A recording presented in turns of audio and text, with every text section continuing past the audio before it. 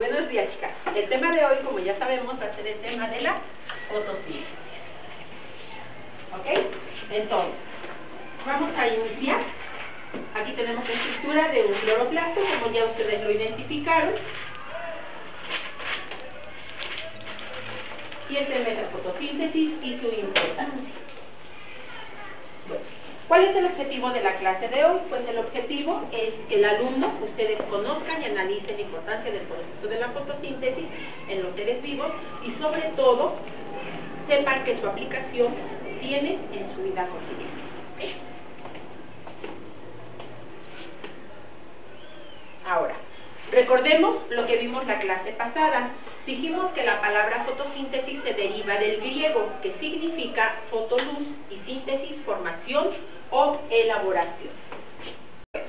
Ok, ¿qué es en sí el proceso de la fotosíntesis? ¿Qué será el proceso de la fotosíntesis, Ale? Habíamos dicho que es el proceso mediante el cual para que llegue la luz bien a la planta, para que pueda... ¿Pero qué hace la planta con este proceso, Samira? absorberla con las hojas. Mediante las hojas, a través de las hojas. ¿Y qué es lo que pasa durante el proceso de fotosíntesis, Valeria? Se convierte la energía solar en energía química. Exactamente, es la transformación de la energía solar en energía química. Esto ocurre ¿en qué estructura específica de las plantas? ¿Sí?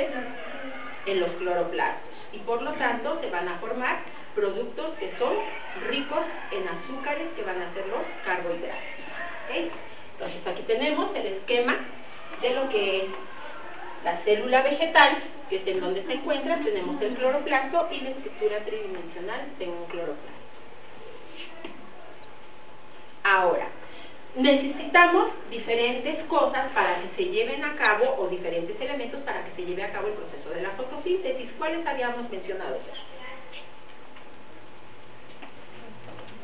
O sea, la fase. ¿Qué elementos requerimos para que se lleve a cabo? Agua, energía solar.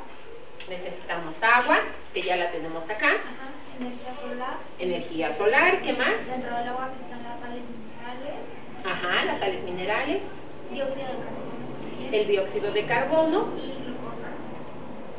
Y se va a transformar en glucosa, ¿ok? Como producto de desecho que se va a formar durante el proceso de la fotosíntesis.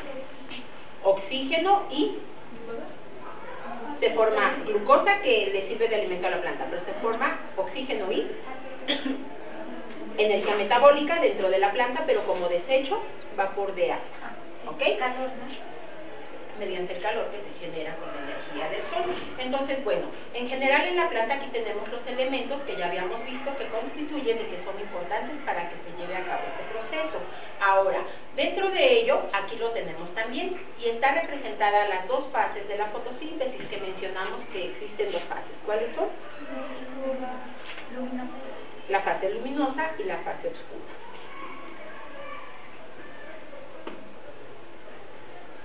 Por favor. Perdón. Ok. Ahora, para que se lleve a cabo este proceso, hay una ecuación química que nos la va a representar. Podemos tener la ecuación química general y la ecuación química simplificada. Entonces dijimos, para que se lleve a cabo el proceso de la fotosíntesis requerimos 6 moléculas de dióxido de carbono más 12 moléculas de agua. Esto en presencia de la energía solar en la hoja, en las estructuras que son los cloroplastos. Específicamente se va a activar la clorofila, va a formar glucosa, C6H12O6, oxígeno y vapor de agua. Si vemos la fórmula sintetizada o resumida, entonces tenemos dióxido de carbono, agua en presencia de la luz, con la clorofila se forma glucosa y oxígeno. ¿Ok? ¿Dudas ahí? Ahora, dentro del proceso de la fotosíntesis mencionamos, existen dos etapas o dos fases. La primera, que es la fase luminosa. ¿En qué estructura se lleva a cabo del cloroplasto? En el grano, que es la parte o la membrana no plegada del cloroplasto. ¿Sí? Perdón, la parte plegada del cloroplasto, que constituye a los tilacoides. Y la fase oscura se lleva a cabo en el estroma, que es la parte, ahora sí, no plegada del cloroplasto. Si nosotros observamos a microscopio, que es lo que vamos a hacer en un momento, podemos observar precisamente y perfectamente lo que son los cloroplastos. Aquí tenemos un corte de hoja de lodea, que está observado a una potencia de 40 por. ¿Cuántas veces estamos aumentando su tamaño? Si está a 40 por, 400 veces más el tamaño, ¿sí? Y podemos observar perfectamente lo que es la membrana, la pared celular y los cloroplastos. Podemos observar también el citoplasma. Y en este caso también podemos observar lo que son las membranas celulares, la pared celular y los cloroplastos pintados de color verde. Ahora, ¿cómo es la estructura realmente del cloroplasto? ¿Qué es lo que vamos a tener? Tienen formas, pueden ser ovaladas, pueden ser alargadas, pueden ser circulares. En este caso lo tenemos de forma alargada. Nuestro cloroplasto, en la parte interna, si hiciéramos nosotros en microscopio electrónico un corte de la membrana, podríamos observar perfectamente, aquí se levanta la membrana externa, ¿sí? Podemos observar dentro de ello lo que son las estructuras, como son los tilacoides, los granas, los intergranas y todas sus partes. Vamos a verlo ahora más detalladamente.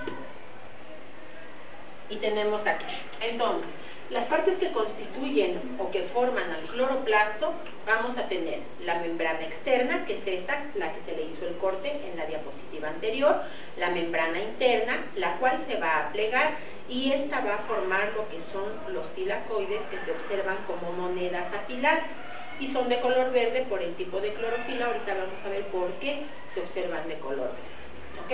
Entonces tenemos los tilacoides, tenemos la parte no plegada, que es esta parte interna, llamada estroma, y entonces dijimos que en esa parte se lleva a cabo la fase oscura de la fotosíntesis. El conjunto de tilacoides apilados va a formar lo que es el grana, y ahí es donde se va a llevar a cabo el proceso de la fase luminosa, y la parte que conecta entre un grana y otro grana se le denomina intergrana. ¿Duda hasta aquí? ¿No? Ahora, si ese proceso se realiza en las plantas, ¿sí? ¿Cuál es la estructura que dijimos que contiene o realiza la mayor parte de la fotosíntesis en toda una planta? ¿Cuál fue? Parte de la planta en donde se realiza el proceso, en la hoja. Es en donde vamos a tener la mayor cantidad de pigmentos fotosintéticos. Dentro de lo que es una hoja, igual entonces tenemos el ápice, que es la punta, la estructura de la hoja, el embés, que es la parte de abajo de la hoja, la cual es rica en estomas. Siempre es como más clarita, ¿no? Es un poco más clara y ahorita lo vamos a observar al microscopio. El haz, que es la parte de arriba de la hoja, la parte brillosa. Si yo tuviera una hoja en este momento, por ejemplo, aquí tengo unas hojitas de trueno. Dentro de estas hojitas de trueno vamos a tener brillosa la parte del haz, un poquito más opaca la parte del embés. ¿Ok? Tenemos el limbo se le denomina a toda la lámina o la estructura de la hoja. El borde, el cual puede ser de diferentes formas, liso, aserrado, sesgado. Tenemos la yema axilar, a través de la cual va a brotar una nueva hoja. Tenemos la base de la hoja, las nervaduras, el peciolo, que es el pequeño tallo que lo une al tallo principal, y la vaina, que es de donde se va a originar todo lo que es la hoja. Ahora, si nosotros observamos un corte transversal de la hoja, mencionábamos igual la clase pasada, en donde se va a encontrar estos pigmentos fotosintéticos. ¿Cuál es el tejido que mayor cantidad de pigmentos tiene para realizar la fotosíntesis? Entonces vamos a tener la parte de la cutícula, y debajo de la cutícula vamos a tener, tanto de forma alargada en células y forma globosa, lo que es el tejido del mesófilo. El mesófilo se divide en dos, en el tejido del parénquima o parenquimatoso, también conocido como tejido clorofiliano, y el tejido esponjoso. En el tejido clorofiliano, que aquí lo vemos a detalle, se va a poder, o en la empalizada, se van a poder observar perfectamente los cloroplastos y pigmentos que se encuentran y localizan dentro de él. Acá tenemos los sentidos de conducción, que va a ser el xilema, el floema, a través del cual va a circular la savia bruta. Aquí lo tenemos más detalladamente, igual, lo que es la parte del epidermis y la parte del parénquima dentalizada, en donde se localizan los pigmentos fotosintéticos. Ahora, estas son observaciones a microscopio. Igual, aquí es epidermis de cebolla. Una de las estructuras importantes a través de las cuales va a entrar el dióxido de carbono para el proceso de la fotosíntesis y se va a liberar durante la fase luminosa el oxígeno, van a ser los estomas. Estas estructuras dijimos que están formadas por dos células modificadas. Estas células modificadas van a tener la capacidad de poderse contraer, son células compresoras, y dentro de ellas se van a encontrar pigmentos también fotosintéticos, se van a observar. Cuando la planta existe mayor cantidad de calor en el exterior, se pierde agua. Aquí hay salida de agua. ¿Qué es lo que pasa con el estómago? Tiende a cerrar. ¿Para qué? Para evitar que la planta pierda gran cantidad de agua y se deshidrate. En el caso de que falte agua, o cuando hay mucho vapor o rocío, o hay un ambiente de humedad, en este caso entra agua hacia la planta y estas células se van a hinchar y por lo tanto los estomas van a estar abiertos. Aquí podemos observar en una fotografía a microscopio electrónico cómo se observan los estomas. Igual nosotros los vamos a ver ahorita en el microscopio para que los observen. ¿Sí? Aquí tenemos un núcleo, es una epidermis de cebolla, igual acá, diferente técnica de tinción, y podemos observar perfectamente las estructuras de los estomas y las células que los constituyen. ¿Duda? ¿No? Ok.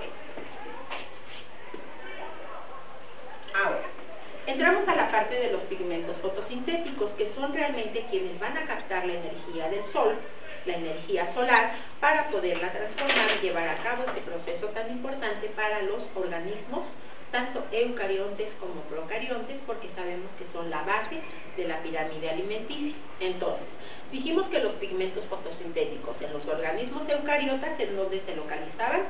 En los cloroplastos, en este caso, en el caso de las plantas.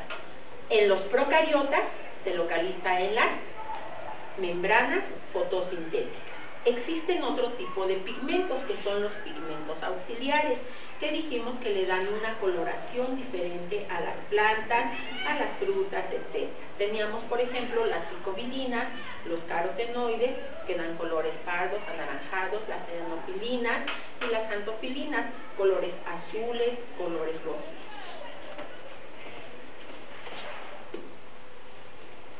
Ahora, ¿cuál es la importancia realmente que tiene la clorofila?